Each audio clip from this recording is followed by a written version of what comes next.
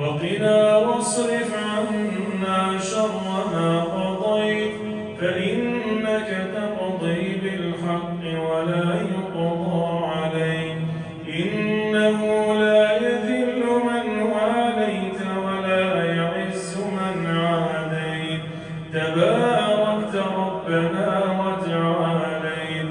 نستغفرك اللهم من جميع الذنوب والخطايا ونتوب إليك.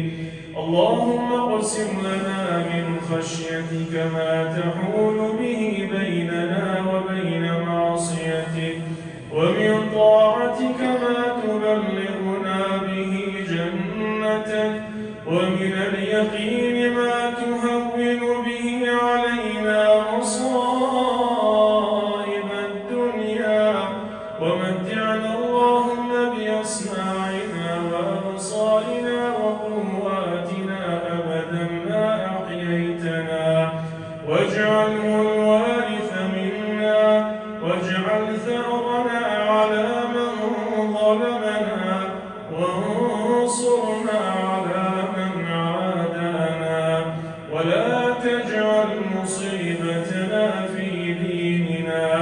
اللهم لا تجعل مصيبتنا في ديننا، ولا تجعل الدنيا أكبر همنا ولا مبلغ علمنا ولا إلى النار مصيرنا، واجعل الجنة هي دارنا وقرارنا برحمتك يا أرحم الراحمين.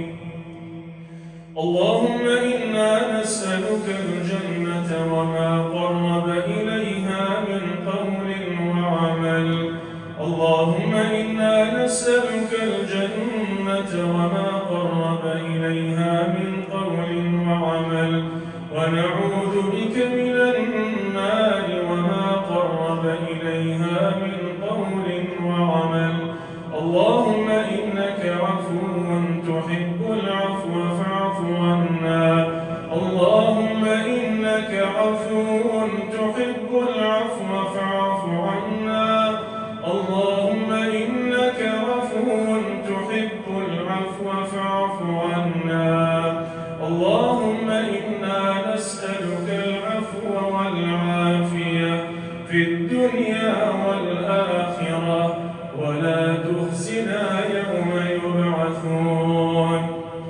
اللهم اغفر لجميع موتى المسلمين الذين شهدوا لك بالوحدانية ولنبيك بالرسالة وماتوا على ذلك. اللهم اغفر لهم وارحمهم وعافهم واعف عنهم وأكرم نزلهم ووسع مدخلهم واغسلهم بالماء والثلج والبرد، ونقهم من الذنوب والخطايا كما ينقى الثوب الأبيض من الدنس. ربنا هب لنا من أزواجنا وذرياتنا قرة أعين واجعلنا للمتقين إماما. ربنا آتنا في الدنيا حسنة وفي الآخرة حسنة وقنا عذاب النار. وصل اللهم